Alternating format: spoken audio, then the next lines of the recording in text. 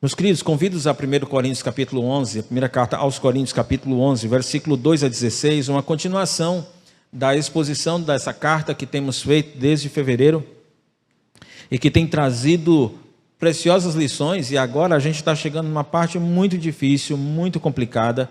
As aplicações, eu não sei se vocês tiveram essa impressão, as aplicações, ou seja, como usar o texto da semana passada já foi difícil, e a de hoje não vai ser diferente. Eu peço ao Senhor que me dê capacidade de tornar claro o que esse texto quer dizer para nós. Então, enquanto vocês abrem, eu quero lembrar para vocês, do primeiro capítulo até o 6º capítulo, nós tínhamos palavras do apóstolo Paulo à igreja de Corinto, baseado no testemunho que ele ouviu de uma família e de alguns irmãos que vieram de Corinto para conversar com Paulo. E aí ele falou sobre divisão na igreja, falou a respeito de moralidade na igreja. E aí, quando chega no capítulo 7, ele começa a mostrar que ele está respondendo algumas perguntas de uma possível carta que os coríntios mandaram para ele. E aí ele fala sobre casamento e celibato, como nós já vimos aqui alguns dias atrás, e ele fala também sobre a comida sacrificada a ídolos, como usar a nossa liberdade na hora de decidir como lidar com a comida sacrificada a ídolos. E hoje o assunto não é mais fácil. Nós vamos falar sobre o uso do véu na igreja. E as irmãs devem começar a pesquisar na internet quanto custa um véu. Aquelas irmãs mais prendadas talvez queiram já pensar em usar ou confeccionar um véu. Eu falei hoje de manhã que eu fiquei já imaginando algumas irmãs chegando na igreja com um véu com o logotipo da Igreja Batista da Glória atrás, assim. Fica muito legal. Mas eu não posso negar. Interpretar esse texto com honestidade, sem deixar que os meus preconceitos, sem deixar com que a minha tradição pessoal influenciasse na interpretação, não foi fácil. Eu já olhava para o texto e dizia, como é que eu posso dizer que isso aqui não é para fazer? Como é que não pode ser desse jeito? Se o texto está claramente, Paulo dizendo que não é uma questão cultural, que é uma questão teológica, é uma questão natural. E eu posso imaginar o coração das irmãs já atribulado, mas eu queria que você tivesse paciência e confiança no que o texto diz. Vamos ler então o texto que diz o capítulo 11, versículo 2 a 16. Eu os elogio por se lembrarem de mim em tudo e por se apegarem às tradições exatamente como eu as transmiti a vocês. Quero, porém, que entendam que a cabeça de todo homem é Cristo e o cabeça da mulher é o homem e o cabeça de Cristo é Deus. Todo homem que ora e profetiza com a cabeça coberta desonra a sua cabeça. E toda mulher que ora e profetiza com a cabeça descoberta, desonra a sua cabeça. E toda mulher que ora ou profetiza com a cabeça descoberta, desonra a sua cabeça, pois é como se tivesse rapada. Se a mulher não cobre a cabeça, deve também cortar o cabelo. Se, porém, é vergonhoso para a mulher ter o cabelo cortado ou rapado, ela deve cobrir a cabeça. O homem não deve cobrir a cabeça, visto que ele é a imagem e a glória de Deus, mas a mulher é a glória do homem. Pois o homem não se originou da mulher, mas a mulher do homem. Além disso, o homem não foi criado por causa da mulher, mas a mulher por causa do homem. Por esta razão, e por causa dos anjos, a mulher deve ter sobre a cabeça um sinal de autoridade. No Senhor, todavia, a mulher não é independente do homem, mas o homem independente da mulher.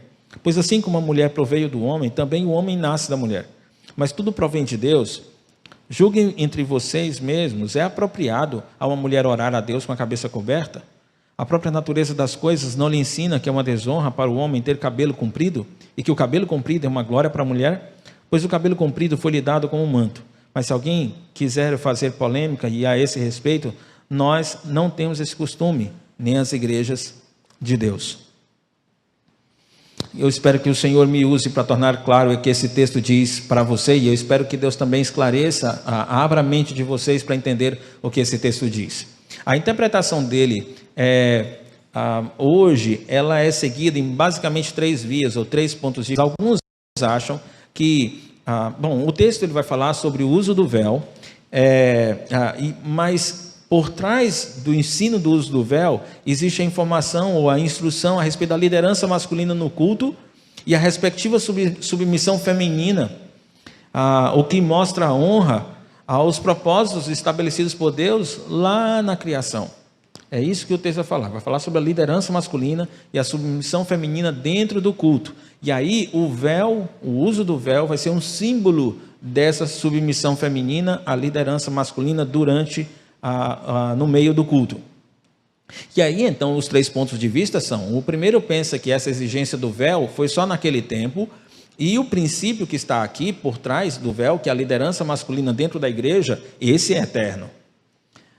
O segundo ponto de vista acredita que a exigência do véu não é só para o tempo de Paulo, ela é uma exigência atemporal, ela persiste inclusive hoje, e há muitas igrejas que utilizam o véu ainda nesse tempo. No entanto, e que o princípio também é eterno, ou seja, tanto vale o uso do véu como o aspecto da liderança masculina dentro da igreja. O terceiro ponto de vista conhecido é que a exigência e o princípio são são temporais. Foram para aquele tempo do apóstolo Paulo. Então, naquele tempo, era para usar, as mulheres deveriam usar o véu, e naquele tempo, os homens deveriam liderar a igreja e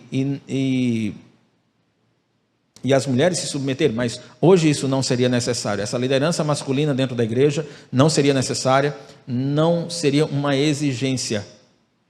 Então, essas são os 3 pontos de vista. Eu quero dizer para vocês que eu estou seguindo o primeiro. Eu sigo o primeiro ponto de vista de que esse texto, e aí as irmãs estão começando a ficar mais aliviadas, a exigência do véu foi para aquele tempo, só faz sentido naquele tempo. Se as irmãs quiserem usar véu, não é problema. Eu até achei bonito alguns que eu vi na internet enquanto estudava. Mas o princípio de liderança masculina, não. Esse persiste até hoje, e é isso que eu quero tentar mostrar através desse texto. Agora, é errado interpretar esse texto dizendo que o apóstolo Paulo era machista. Porque se você pensar assim, você está pensando como os teólogos liberais, e aí você está entendendo que as escrituras não são inspiradas por Deus. Mas se você entende que a Escritura é inspirada por Deus, e assim como Jesus usou a Escritura, palavra, destacando palavras, então a inspiração das Escrituras é no nível das palavras. E se é no nível das palavras, então nós não podemos configurar ou deduzir que Paulo era machista. Teríamos que dizer que Deus é machista, porque a palavra é de Deus. O segundo ponto, o segundo erro, é você reduzir a sua aplicação, ou seja, dizer que esse texto só serve para aquele tempo, que é o que faz o pessoal da terceira linha. Quando eles dizem que a exigência e o princípio que está nesse texto só serve para o tempo de Paulo, então a pergunta é: para que cargas d'água que ele foi colocado aqui na Bíblia? Por que ele está aqui? Se é palavra de Deus, então qual é a utilidade? E Romanos capítulo 15 já diz que tudo que foi escrito para o nosso ensino foi escrito. Então não existe nada nas Escrituras que não é útil para nós, que não é ensino para nós. Evidentemente que nós precisamos definir exatamente o que é princípio bíblico, o que é uma verdade bíblica eterna e o que é costume, o que é tradição. E qual é o impacto de uma coisa na outra, qual é o impacto da teologia na tradição. E como nós aplicamos a teologia, ou seja, esses ensinos, hoje, em 2021. Um outro erro é obedecer à tradição sem entender qual é o sentido que está por ela. É como se, por exemplo, vocês decidissem: não, já que na Bíblia é para usar o véu, eu vou usar o véu, mas não ser uma pessoa submissa aos homens. Ou seja, você usa a prática, mas você não entende o princípio por trás da prática. Esse é um outro erro. Então o apóstolo Paulo, ele começa elogiando os coríntios, e é surpreendente Paulo elogiar os coríntios na primeira parte do texto. Ele diz: eu os elogio por se lembrarem de mim em tudo, e por se apegarem às tradições exatamente como eu transmiti a vocês. Eu fiquei achando que Paulo estava sendo sarcástico. Como assim, os coríntios estavam lembrando dele em tudo? Ele acabou de criticar, ele vem criticando, ele vem descendo a lenha nos coríntios, desde o capítulo 1, problema de divisão, problemas de moralidade, problema de a fuga do casamento, né? E aí, então, a gente percebe que havia lutas, brigas dentro da igreja por causa disso, lá no versículo 16. Então, como assim, Paulo? Eles lembram de tudo. Mas é possível que Paulo seja honesto, porque no versículo 17, ele vai falar sobre a ceia do Senhor e vai dizer: entretanto, o que lhes vou dizer, nisso que vou lhes dizer, não os elogio, porque as reuniões de vocês fazem mais mal do que bem. Então, eu acho que Paulo estava sendo honesto e Paulo estava sendo misericordioso. O que ele estava dizendo? Apesar de toda a dificuldade que vocês têm em me aceitar como apóstolo, a rejeição que vocês têm para comigo, E os problemas de pecado que vocês têm entre vocês, eu percebo que ainda assim vocês lembram de mim e que vocês seguem as tradições que eu passei para vocês. Agora, cuidado aqui, quando você a palavra tradição, na tua cabeça ocidental e do século 21, você está pensando que Paulo estava passando comportamentos ou práticas, rituais ou costumes culturais que deveriam ser obedecidos pela igreja. Então, essas seriam as tradições. Como, por exemplo, usar o véu. Até porque essa palavra está justamente no texto que fala sobre véu. Mas quando você olhar a palavra tradição, tanto aqui, tanto no todo o Novo Testamento, você deve entender os ensinos, todo o pacote de ensino que Paulo passou para eles. No próprio capítulo 11, você vai ver lá mais na frente, quando ele vai falar sobre a ceia, ele vai dizer assim: porque eu entreguei a vocês o que eu recebi do Senhor, porque eu transmiti a vocês o que eu recebi do Senhor. E essa é a ideia, Paulo transmitia a verdade para a igreja, e essa verdade era a tal tradição que aparece no texto. Se você tiver acesso ao material que eu acabei de postar nas redes sociais da igreja, nos grupos do WhatsApp da igreja, você vai ver um comentário, um apêndice que eu colhi e coloquei no final dos comentários da mensagem, a respeito dessa palavra tradição, comentário de 2 teólogos, 2 estudiosos a respeito disso. Você pode aproveitar e estudá-lo. Mas é um fato, Paulo estava elogiando por causa desse comportamento deles. E me chama a atenção que Paulo não guardava mágoa, apesar de na igreja ter pessoas que o rejeitavam. Mas aí Paulo vai falar sobre o véu, e ele vai dar 5 motivos porque as mulheres deveriam usar o véu. E eu quero expor esses 5 motivos para vocês, e os princípios, e o princípio que está por trás, os princípios que estão por trás dessa orientação de Paulo para usar o véu. E o primeiro motivo que Paulo apresenta para usar o véu são as linhas de autoridade estabelecidas por Deus. O texto é bem claro em dizer no versículo 3, quero, porém, que vocês entendam. E aí o detalhe é que eles olha, eu elogio porque vocês têm recebido toda a tradição que eu tenho ensinado para vocês. Porém, e aí quando ele usa um porém, ele diz, olha, mas tem um negócio aí que vocês não estão entendendo bem, e eu quero que vocês entendam a respeito do assunto. Pelo que parece, pelo que Paulo leu na carta, os coríntios não estavam entendendo claramente como era esse lance do uso do véu e como esse lance de liderança masculina dentro da igreja. E então ele diz, o cabeça de todo homem é Cristo. Esse é o versículo 3. O cabeça de toda mulher é o homem. E o cabeça de Cristo é Deus. Então temos 3 linhas de autoridade, 3 relações de autoridade aí. Cristo se submete ao Pai. O homem se submete a Cristo. E a mulher se submete ao homem. Esse é um padrão. Esse padrão é eterno. Cristo sempre se submeteu ao Pai. O Filho sempre foi obediente ao Pai. A pergunta é, o filho é diferente do Pai? Em alguma coisa? Nem nada. O Filho é como o Pai, ele é Deus como o Pai. O que o Pai sabe, o Filho sabe. O que o Pai pode, o Filho pode. Onde o Pai está, o Filho também. O Filho é onipresente, é onipotente, é onisciente. O Filho é exatamente como o Pai. E por que ele é Filho e o outro é o Pai? Foi estabelecido funções dentro da Trindade. E nessas funções, o Filho se submete ao Pai. Mesmo sendo exatamente igual. Mesmo sendo o mesmo Deus. Ali dentro da Trindade, o Filho se submete ao Pai.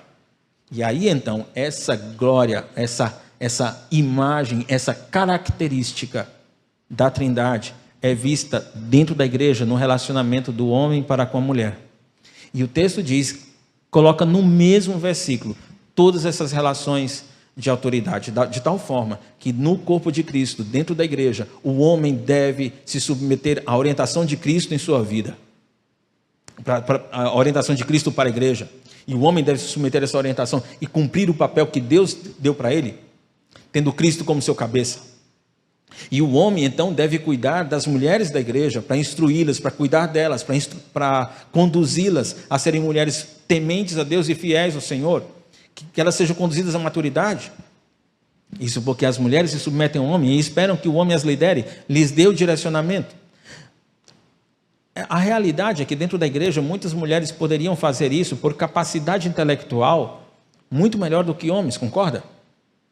Muitas mulheres têm capacidade intelectual para liderar mais do que homens, mas ainda assim, por uma determinação de Deus, as mulheres deveriam se submeter a eles dentro do corpo de Cristo.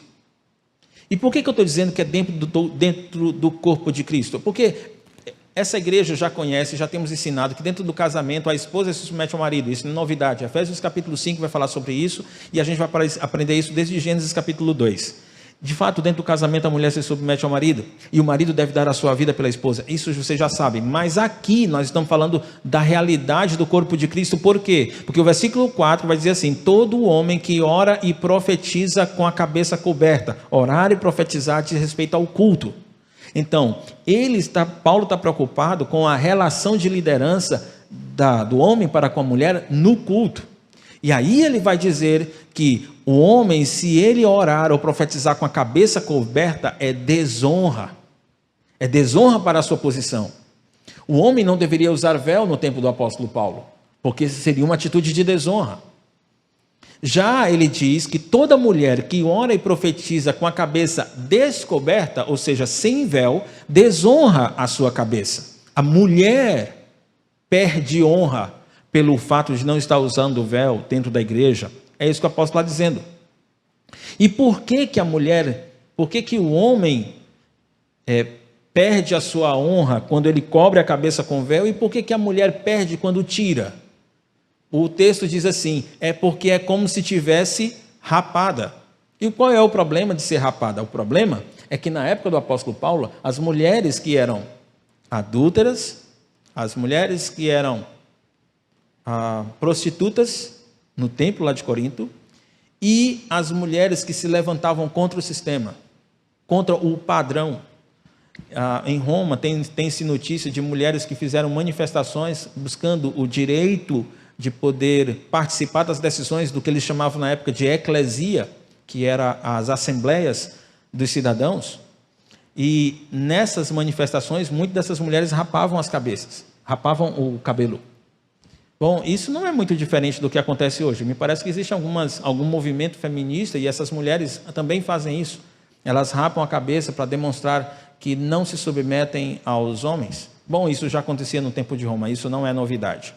E quem fazia isso rapava a cabeça. Então Paulo está dizendo assim: olha, se uma mulher ora e profetiza com a cabeça descoberta, é como se tivesse rapada. É como se ela estivesse dizendo: eu não faço questão de ser uma mulher digna, pura, eu não faço questão de ser uma mulher submissa.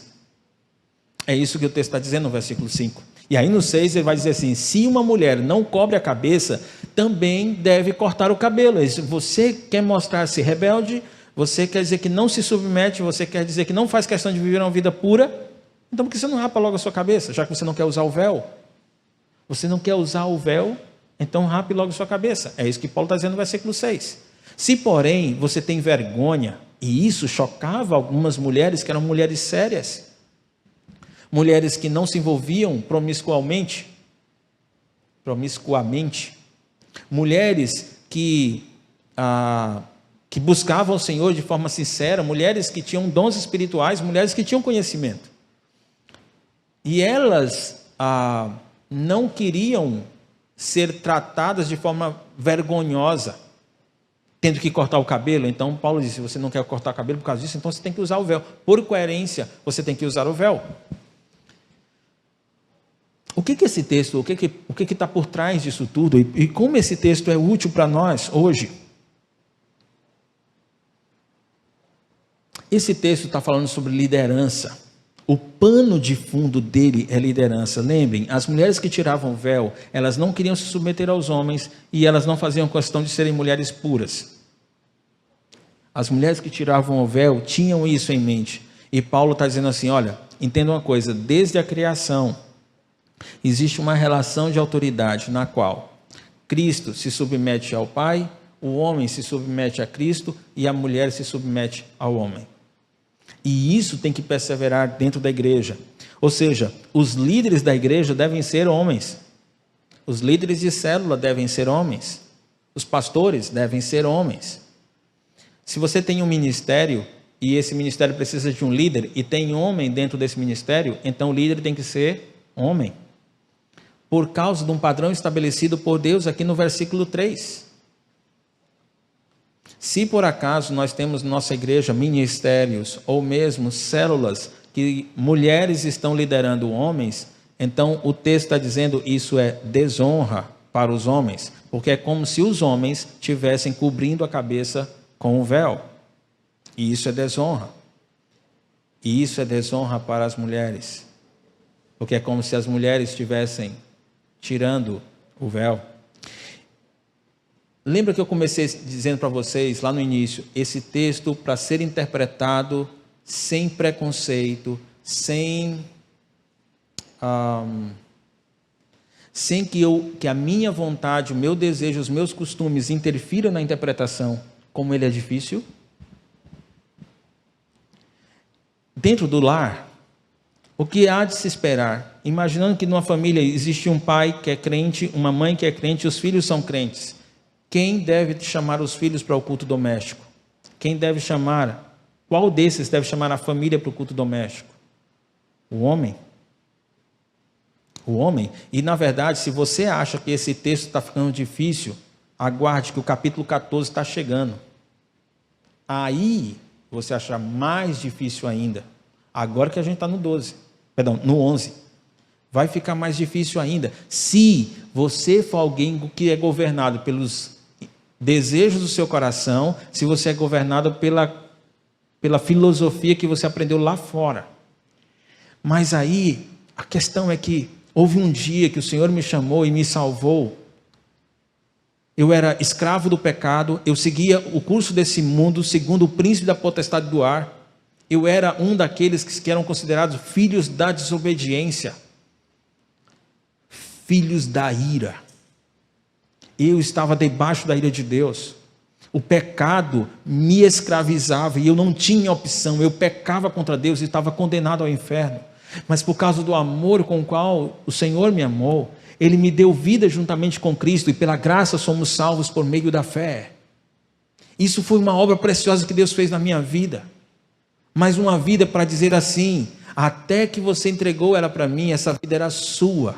Mas quando você entregou a tua vida para mim, agora já não é você quem vive, mas é Cristo que vive em você. E essa vida que você vive agora no corpo, na casa, tem que viver pela fé e não pelo que o povo diz. E não pelo seu coração deseja. Eu posso imaginar para as mulheres, olham para os homens da célula e dizem, pelo amor de Deus, pai, eu vou ter que me submeter para esse barriga branca. O cara não estuda a Bíblia, o cara não procura crescer na fé, ele não tem atitude. E o pior, sabe o que é, gente? É que o texto literalmente está dizendo, esse homem não tem honra. Isso é o pior. Eu ficar constrangido de pensar que mulheres vão ter que me liderar, não porque elas são mais capazes do que eu. Elas vão me liderar porque eu não tenho honra. Porque se eu tivesse honra, eu ia estudar a palavra de Deus e me consagrar ao Senhor e me oferecer ao Senhor para liderar as mulheres que tem na minha igreja. Mas sabe o que as mulheres estão fazendo? Porque os homens são desonrados. É isso que o texto está dizendo. É falta de honra. É falta de caráter cristão. Isso é vergonha, queridos. Nós, homens dessa igreja, precisamos assumir a responsabilidade que Deus nos deu. Adão cometeu um erro grave. Eva comeu o fruto primeiro que Adão, mas Romanos 6 diz que o pecado entrou através de Adão. Por que cargas d'água? Porque quando a mulher pecou, Adão estava do lado, Adão não fez nada. E Adão era o líder no jardim. Os homens desonram a Deus quando não cumprem o seu papel de liderança dentro da igreja. Os homens precisam buscar conhecimento e maturidade espiritual. As mulheres também. As mulheres vão atrás de conhecimento e muitas dessas mulheres estão indo atrás de conhecimento. Muitas dessas mulheres estão se consagrando ao Senhor. Mas nós, homens, precisamos fazer isso. Irmãs, entendam uma coisa: pode ser difícil, e se você olha carnalmente, se você não olha através da perspectiva de Deus, você vai olhar para os homens que estão próximos a você, e isso pode causar um certo desespero ou desânimo em pensar que tais homens vão liderar você. Mas entenda uma coisa: se você confiar no Senhor e obedecer essa ordem, esse padrão, essa linha de autoridade que Deus está estabelecendo, Deus vai cuidar de você. É Deus que vai edificar a sua vida. Sempre foi Ele, desde o começo. Então deixe-me perguntar. Primeiro, sobre essa interpretação que nós estamos apresentando para vocês. Há uma possibilidade que você, no seu coração, esteja discordando dessa interpretação por causa de algum desejo humano ou por causa de alguma influência de filosofia humana, ou filosofia mundana na sua vida? Outra coisa que eu queria que você pensasse, homem: será que Deus considera você um homem de honra, que busca conhecimento e maturidade espiritual para liderar a igreja do Senhor? Para ser um líder, um dos líderes da igreja? Será que você, minha irmã, é considerada por Deus como uma mulher honrada, que de maneira discreta e confiante no Senhor, se submete à liderança dos homens da sua igreja? Paulo diz: o primeiro motivo porque a mulher deveria usar véu na igreja é porque existe uma linha de autoridade, e o véu é um sinal, um símbolo disso. Uma linha de autoridade estabelecida por Deus. Cristo se submete ao Pai, o homem se submete a Cristo, e a mulher se submete ao homem. Quero repetir que isso está sendo argumentado dentro do contexto da igreja. Isso é verdade no contexto do casamento? É. Mas aqui está falando no contexto da igreja. Porque o segundo motivo, eu sei que isso não vai ser confortável de ouvir, mas eu vou dizer o que o texto diz. Porque a mulher tem um propósito complementar na criação. O homem tem um primeiro propósito de existência. A mulher tem um propósito de existência complementar. Ou seja, ela foi criada por causa do homem. É isso que o apóstolo Paulo vai dizer. Olha o versículo 7. Ele diz: o homem não deve cobrir a cabeça, visto que ele é a imagem e glória de Deus, mas a mulher é glória do homem. Pois o homem não se originou da mulher, mas a mulher do homem. Além disso, o homem não foi criado por causa da mulher, mas a mulher por causa do homem. O segundo motivo que a mulher deveria usar o véu no tempo do apóstolo Paulo é porque, na ordem da criação, no propósito da criação, o homem foi pensado primeiro, o homem foi projetado primeiro, e ele foi o primeiro propósito da criação. E a mulher foi criada depois. Quando a mulher foi criada, ela foi criada depois de Deus ter feito a seguinte declaração: não é bom que o homem esteja só. Vou fazer para ele uma auxiliadora que o complemente. Que o complemente. Esse é o sentido original da palavra. Se alguém quiser depois estudar Gênesis capítulo 2 e cair de cara estudando um pouquinho, se esforçando um pouquinho para pesquisar sobre a língua original no texto, você vai perceber esse detalhe do significado da palavra que aparece lá. A mulher foi criada para complementar o homem. O homem, ele possui um papel dentro da criação, e esse papel é representar Deus no domínio da criação.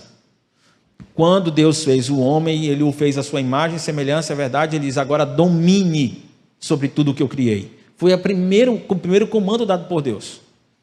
E aí o apóstolo Paulo está lembrando desse fato. Ele diz: olha, lembra do detalhe, as mulheres, elas existem por causa do homem, e elas existem tirada de Adão. Deus fez cair um pesado sono sobre Adão e tirou de uma costela dele, fez a mulher. Então, a mulher veio do homem e foi criada por causa do homem. Esse propósito complementar na criação é o motivo pelo qual a mulher deveria usar véu naquela época. E é o motivo pelo qual hoje a mulher deveria se submeter a uma liderança masculina dentro da igreja. Por causa deste fato. Eu sei que aqui alguns vão quebrar a cabeça por causa de um problema teológico, quando o texto diz assim: o homem foi criado à imagem e glória de Deus. E aí, então, a mulher não foi criada à imagem e glória de Deus, só o homem que foi criado à imagem e glória de Deus. Mas presta bem atenção, o texto lá em Gênesis diz assim: o homem foi criado à imagem e semelhança de Deus. A mulher também foi criada à imagem e semelhança de Deus. Só que aqui Paulo troca o texto. ou troca a palavra, e ao invés de dizer imagem e semelhança, diz imagem e glória. O que isso quer dizer? Deus deu ao homem a responsabilidade de refletir a sua glória como líder, por causa do comando que ele deu para Adão em Gênesis capítulo 2, depois vocês podem estudar esse texto, ou Gênesis capítulo 1, pode estudar esse texto, no qual Deus diz, olha, domine sobre a terra. Deus não diz isso para a mulher, Deus diz isso para Adão. E Adão reflete essa glória de domínio sobre a terra. E a mulher, quando é criada, ela é criada para complementar o homem. Então, qual é a glória dela? A glória da mulher é apoiar o homem naquilo que o homem tem que ser. É nesse sentido que o texto diz que o homem é a glória de Deus e a mulher é a glória do homem. Dário, mas eu não posso me admitir. Tá, mas aí você vai ter que brigar com Deus. Porque foi Deus que estabeleceu isso. Você não vai discutir isso comigo. Eu estou interpretando e eu estou colocando o texto na tela para você ver. E você que está em casa está com o texto também no seu celular, na televisão para ver. Você tem que interpretar o que o texto está dizendo. O texto, Paulo está dizendo os motivos por que uma mulher deveria usar o véu. E se esse véu é de fato um sinal de autoridade, como a gente vai ler um pouco mais à frente, é um sinal de autoridade dentro da igreja, quando ela ora e profetiza, então esse é um dos motivos porque tem que submeter a liderança masculina dentro da igreja. Quando nós, homens, governamos a igreja e lideramos a igreja adequadamente, seguindo o padrão que Deus estabelece, nós estamos glorificando a Deus com isso. Quando a mulher se submete à liderança masculina, ela está glorificando a Deus com isso. Ter um papel complementar não é desonra, não é demérito. Ter um papel complementar tem honra também. Me diga uma coisa, quem é mais glorificado? Deus ou o Filho no que diz respeito à salvação? Todos nós fomos salvos pela graça, por meio da fé. Quem expõe a sua glória na salvação? O Pai ou o Filho? A resposta, os dois. A glória do Pai é visível, porque João 3,16 diz, porque Deus amou o mundo. Deus amou o mundo. O amor, a glória do amor de Deus é expressa na salvação. Mas quem é que se entrega voluntariamente para ser sacrificado? O Filho. E a glória do Filho é provar o seu amor entregando a sua vida.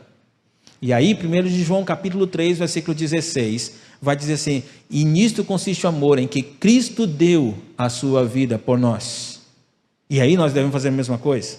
Então, na salvação, a glória do Filho é igual à glória do Pai, mas o que é que o Filho faz? Ele se esvazia de si mesmo, embora sendo Deus, se esvazia de si mesmo e se submete ao Pai. Por isso, queridos, ter um papel complementar não é desonra e nem desmerecimento, mas é uma glorificação. Eu sei que talvez uma pergunta interessante é que se seu comportamento e aquilo que você diz destaca a glória de quem lidera você. Eu quero acreditar que você nunca falou do nosso presidente de forma pejorativa, porque você honra a sua liderança. Você nunca chamou ele de doido. Você nunca disse que ele era um maluco, porque você honra a sua liderança. Você pode discordar da liderança dele? Pode, você tem inteligência, você é capaz de avaliar, e você pode discordar da atitude dele, mas você nunca faria isso. Eu ainda não cheguei... isso. Você nunca faria isso. Você nunca se submeteria... desculpa, esse ponto bem aí está errado, depois a gente vai corrigir.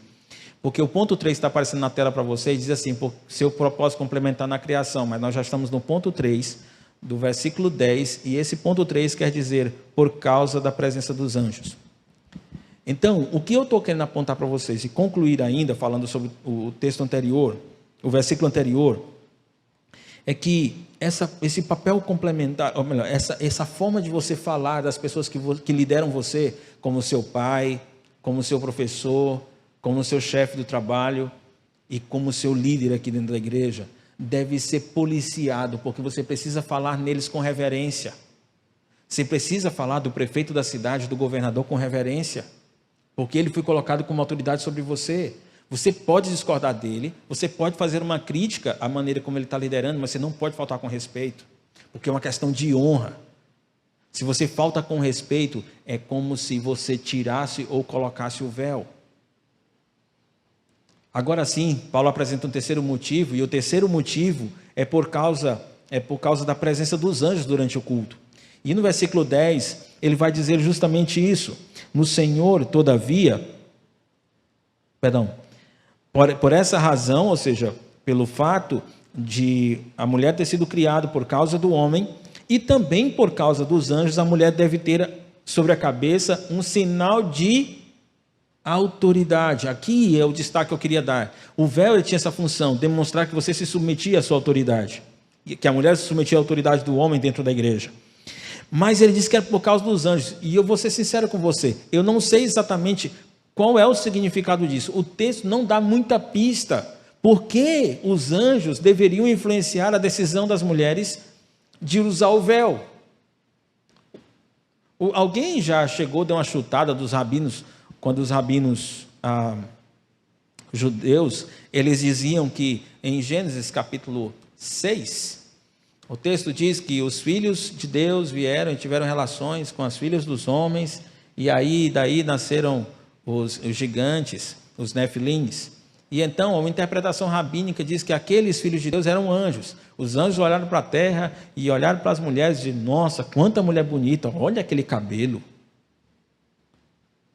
Eu quero me casar com ela. Aí o anjo descia e pegava a mulher e já ia para cima e já nascia filho.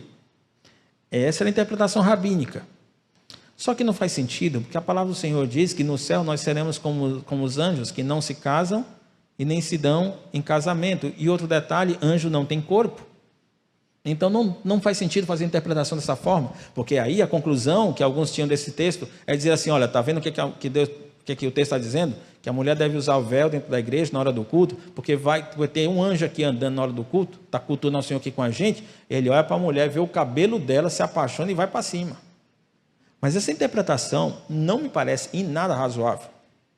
A única pista que eu conheço, que eu posso dar para vocês, e é uma indicação, devo dizer que não é uma interpretação segura, mas uma indicação razoável de que é isso que o texto quer dizer, é que o escritor aos Hebreus, no capítulo 12, diz que quando a gente vai cultuar ao Senhor, a gente deve fazer isso com temor, porque nós estamos nos unindo. Aí ele fala, uma série de pessoas diz, inclusive aos anjos.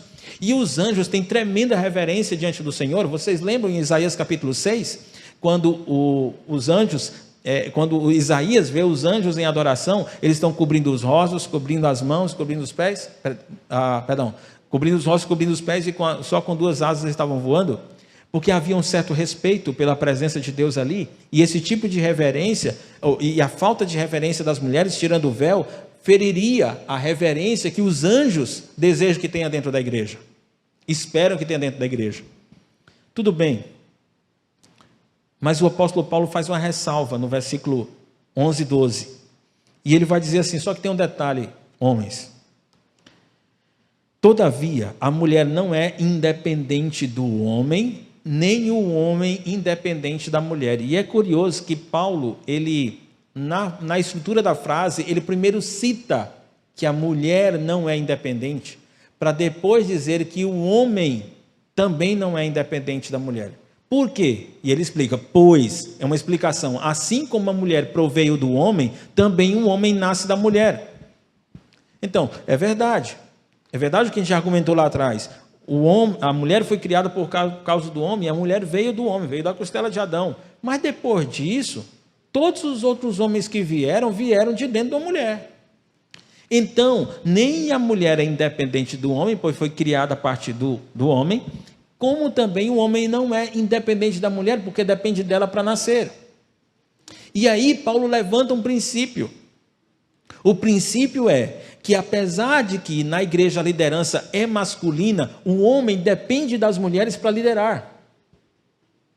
O homem depende das mulheres para liderar. E aí, como é que eu vou utilizar isso? Eu vou entender o seguinte, que quando eu estiver em oração, quer em casa, quer no culto doméstico, quer no encontro de célula, quer aqui no culto, eu tenho que entender que existe um momento solene ali, que eu preciso respeitar. Você já parou para pensar que enquanto eu estou pregando aqui, alguns anjos estão aqui no meio de nós?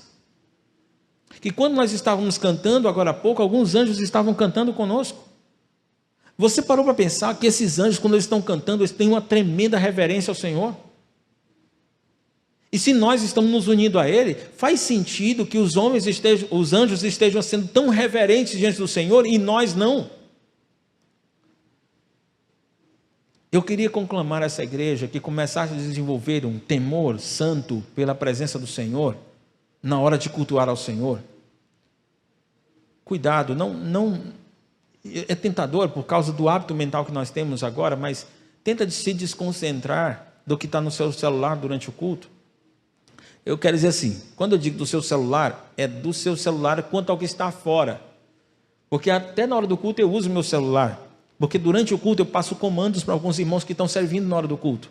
Às vezes eu preciso dizer para o pessoal da mídia, olha, faz isso. Às vezes eu preciso dizer, sério, providencia esse relatório. E às vezes eu faço isso na hora do culto. Mas eu faço aquilo porque eu estou servindo ao Senhor como líder da igreja que sou. E eu preciso tomar decisões. E é na hora do culto que eu preciso tomar aquelas decisões. E eu uso meu celular de forma santa, de forma pura.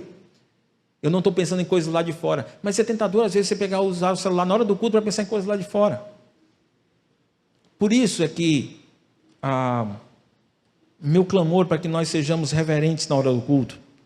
E deixa eu dizer, nós, homens, sejamos sábios. Vamos assumir a posição de liderança dentro da igreja, mas nós não vamos ignorar que existem mulheres que são muito inteligentes, que elas conhecem a palavra de Deus e que é muito sábio procurá-las, conversar com elas antes de tomar decisões. Nós, homens, vamos assumir a decisão e nós vamos tomar decisões baseadas em nossas convicções, mas as nossas convicções podem ser mudadas por causa de mulheres sábias, inteligentes, que têm conhecimento e que estão em nosso meio. Uma dessas pessoas é a Arlene de Souza Cruz. E é interessante, estou correndo tal, meu bem, eu estou lotado de coisas para fazer, eu não vou dar conta. Dário, você vai. O seu problema é porque você está tomando a decisão, eu estou dizendo uma coisa que ela me aconselhou essa semana. O problema é que você está tomando a decisão de fazer todas as coisas de uma vez. Você vai listar, se você listar as coisas que você tem que fazer e fizer uma de cada vez, você vai ter tempo para fazer tudo. Eu tenho uma mulher inteligente dentro de casa, tenho uma mulher sábia dentro de casa, e é burrice minha liderar sem conversar com ela. Tomar as decisões que eu faço em relação à igreja, eu quero fazer conversando com a Arlene e com outras mulheres inteligentes que tem aqui, mulheres com experiência, conhecimento e temor ao Senhor. Eu quero ouvir a opinião delas. Depois de ouvir as mulheres, eu, homem, tenho que formar a minha convicção. E formar a minha convicção, eu tenho que assumir o papel de liderança e dizer assim, pois vamos para cá.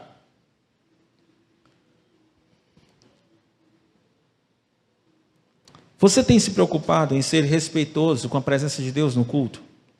Você é um homem humilde, que reconhece que precisa da ajuda de mulheres? Você é um homem que dá a devida importância às mulheres dentro da igreja? Deixe-me concluir com 3 últimos argumentos que, entendo eu, são úteis para o uso do véu e talvez não vão influenciar tanto em nossa vida hoje. A primeira coisa, mas que ainda assim eu consegui encontrar princípios importantes para a minha vida. A primeira, que é o quarto motivo, é que a conduta comum das mulheres era usar cabelo comprido. Usando as palavras do apóstolo Paulo, no versículo 13, ele vai dizer assim, julguem entre vocês mesmos, é apropriado a uma mulher orar a Deus com a cabeça descoberta, ou seja, sem véu? Aí ele diz, a própria natureza das coisas não lhes ensina que é uma desonra para o homem ter o cabelo comprido, e que o cabelo comprido é uma glória para a mulher? Assim, a própria natureza das coisas, aí eu gastei tempo tentando interpretar essa parte aqui, porque assim, se um homem não cortar o cabelo dele não vai crescer também igual ao da mulher? Vai. Eu sei que, Evaldo, eu sei que é difícil acreditar, mas vai. Vai crescer. Se o homem não cortasse o cabelo cresceria como o da mulher. Igualzinho não, mas também ficaria grande. Alguns grandes assim, outros grandes assim, mas ficaria grande, ficaria volumoso. Você sabe que os homens cortam o cabelo com muito mais frequência que as mulheres. Os homens cortam todo mês o cabelo, alguns mais do que isso, para não deixar o cabelo continuar crescendo. Então, quando eu vejo o texto dizendo assim, olha, porque é natural, porque a natureza das coisas ensina isso, aí eu disse, poxa, isso aqui não faz sentido. Como é que isso pode fazer sentido? E aí eu tive que gastar tempo tentando ver como se usava essa expressão em outras partes do texto e também outros irmãos que tinham estudado esse texto, o que eles pensavam a respeito. E nós chegamos à seguinte conclusão, não só eu, mas F.F. Bruce pensa da mesma forma, João Calvino pensa da mesma forma, e a ideia é que a natureza das coisas é o que é natural nas coisas. Ou seja, o que é natural nas mulheres? Elas usarem cabelo curto ou cabelo longo? O que é natural, o que é normal, o que é mais comum são as mulheres de cabelo longo. São poucas as mulheres que têm o cabelo curto. Calma, irmãs que têm cabelo curto em 2021. Fica tranquila, fique em paz, tá? Fique em paz. O apóstolo Paulo está argumentando, isso é natural. Agora, o que é natural você encontrar homens com cabelo longo? Não é natural. Então Paulo está dizendo assim, ó, por causa dessa natureza das coisas, então a mulher deve usar o véu. E aí Paulo faz uma provocação, eu não vou falar sobre isso, se você quiser ver sobre essa provocação que Paulo faz, você lê o material que eu coloquei nos grupos da igreja. Porque eu quero concluir com o último argumento do apóstolo Paulo. E o último argumento é que não é costume das igrejas daquela época as mulheres ficarem sem véu na igreja. Não, ainda estou na tela anterior. O apóstolo Paulo diz, olha, se existe gente contencioso dentro da igreja, desculpa gente, é porque eu acho que eu não fiz o slide. Então pode deixar estacionado aí. Porque o ponto é que Paulo diz assim, se alguém que quer causar briga no meio de vocês, precisa saber disso, esse é o versículo 16. Não existe esse costume na igreja do Senhor. As igrejas do Senhor não costumam as mulheres ficar sem o véu durante o culto. As mulheres usam em todas as outras igrejas. Se vocês tomarem a decisão de que aqui, a igreja, nessa igreja, as mulheres não vão usar véu, então entendam bem, é só vocês que vão fazer assim. Não é comum lá. Então Paulo apresenta isso como último argumento. O que eu posso considerar para a minha vida com esses dois últimos argumentos? Como eles podem influenciar a minha vida? E aqui eu quero que vocês pensem nessa última lição. Nós precisamos expressar nossos valores, aquilo que nós acreditamos, aquilo que nós entendemos que é importante, usando a linguagem cultural onde nós vivemos. E eu vou dar um exemplo para você. Eu, pastor Dário, eu não tenho dificuldade de usar uma tatuagem se eu vivesse dentro de uma comunidade onde a maioria das pessoas usam tatuagem, que isso é muito comum usar tatuagem lá. Eu não teria dificuldade para usar tatuagem nessas condições. Então, se não é pecado usar lá, por que eu não uso aqui?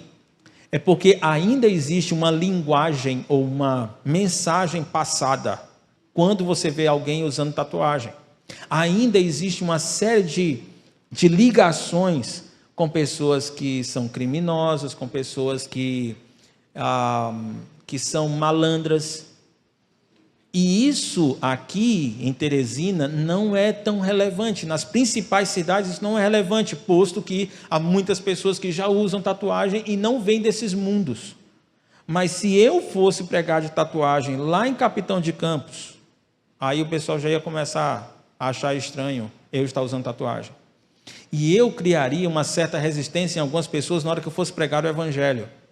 E para que eu não crie resistências nas pessoas quando eu for pregar o evangelho, eu prefiro não usar tatuagem. Na igreja, aqui no Ocidente, as mulheres que querem demonstrar sua pureza, que querem demonstrar sua submissão, elas se casam usando um vestido branco e um véu. Isso é o símbolo do vestido branco e do véu, é pureza e submissão. É isso que significa aqui. Mas se uma mulher decidisse casar de branco na Índia, ela estava dizendo, eu espero que o marido morra. Porque quem usa tradicionalmente roupas brancas na Índia são mulheres que perderam os seus maridos. Você entende? Cada cultura existe uma linguagem. Aquele símbolo gera uma linguagem. E aí, então, eu preciso me adequar à linguagem da comunidade onde eu estou. Agora vocês entendem por que eu não faço questão que as mulheres dessa igreja usem véu. Aí as irmãs estão dizendo, graças a Deus. É porque se as irmãs usassem véu, isso não seria uma linguagem que transmitiria um sinal de autoridade. De forma nenhuma hoje. Deixe-me concluir, queridos. Se as mulheres não vão usar véu na igreja, mas elas vão respeitar a autoridade masculina dentro da igreja, elas devem fazer isso por causa da alegria de refletir a glória de Deus. Isso deve encher o coração de uma mulher. Por que eu me submeto a um homem? Porque eu quero expressar, refletir a glória do Senhor. Segundo, porque eu reconheço que o meu propósito na criação é um propósito complementar. Por isso que eu me sinto bem me submetendo a um líder masculino dentro da igreja. E por causa dos anjos. Porque eu sei que se eu me levantar contra a liderança masculina dentro da igreja, eu não vou ter a reverência que os anjos possuem. Então, meus queridos, eu queria pedir a você que, no fundo do meu coração, homens dessa igreja, vocês vão amanhã, se não hoje, amanhã vocês vão mudar a vida de vocês. Vocês vão honrar o nome do Senhor, buscando a palavra de Deus. Meus adolescentes, meus jovens, vocês vão fazer isso. Vocês vão procurar o líder de vocês e vocês vão estudar. Porque eu quero que amanhã, porque eu sei que amanhã vocês serão os líderes dessa igreja. Porque eu sei que eu estou olhando para futuros pastores dessa igreja. Por isso eu quero que vocês hoje comecem a estudar as Escrituras, comecem a estudar a palavra do Senhor. Amem ao Senhor. Busquem santidade. Rompam com o pecado. Homens, façam isso. Porque as mulheres que estão nessa igreja, elas também estão buscando a Deus. E se elas estão tendo que reconhecer que os homens precisam assumir a liderança, então nós precisamos ser esses homens para elas. Irmãs, meu conselho para vocês: confiem no Senhor. Confiem no Senhor. Estimulem, apoiem os homens. Esposa, chegue para o seu marido. Diz: moço, vai estudar. Vai estudar. Eu não gosto de fazer aquela... Vire para o seu lado e fale para o seu marido. Agora não, fale com carinho, que chegar em casa. Não, você vai falar com o jeito que eu falei, não. Eu falei igual macho. Você vai falar como uma mulher. Amor. Amor. Você não sabe quando você me alegra, quando eu te vejo estudando a palavra de Deus. Eu crio uma expectativa como você vai me abençoar. Você não sabe quando eu me alegro, quando eu te vejo orando. E eu fico imaginando como a sua vida vai me abençoar. Amor, estão precisando de líder na igreja. Chega lá e fala para o pastor: pode contar comigo. Você talvez não saiba muita coisa agora, mas como você vai cair de cara em cima dos estudos? Vai ler a palavra de Deus, vai procurar ser um homem mais maduro, um homem mais sábio. Daqui a pouco você vai assumir liderança nessa igreja. Porque eu quero que a Igreja Batista da Glória seja conhecida por alguém que é Igreja Batista da Glória, também da autoridade. Porque nós respeitamos o padrão estabelecido pelo Senhor. Ó Pai querido, eu quero pedir que o Senhor salve pessoas. Eu posso imaginar quantas pessoas que pertencem ainda ao mundo, que ainda estão perdidas em seus pecados e que precisam que o Senhor as mude e elas possam passar para o lado de cá e viver a realidade que nós vivemos, que foi planejada pelo Senhor. Mas para que elas possam passar para cá, o Senhor precisa ir lá onde elas estão. E o Espírito do Senhor precisa salvá-las. Precisa convencê-las do pecado, da justiça e do juízo e gerar uma nova pessoa dentro delas. Eu peço que o Senhor faça isso na vida delas. E quanto aos homens e mulheres que estão aqui, que elas se alegrem, ó Pai, em viver o padrão de liderança que a Bíblia diz, que eles se alegrem em viver o padrão de liderança aqui dentro da igreja, que a palavra do Senhor estabeleceu. E que aí a gente possa ver em cada lar, homens assumindo a liderança espiritual. Que a gente possa ver em cada célula, homens assumindo liderança espiritual. Que a gente possa ver aqui no culto, nos ministérios, homem assumindo liderança espiritual, para a honra e para a glória do teu nome. Amém. Deus abençoe cada um de vocês. Uma excelente semana para cada um.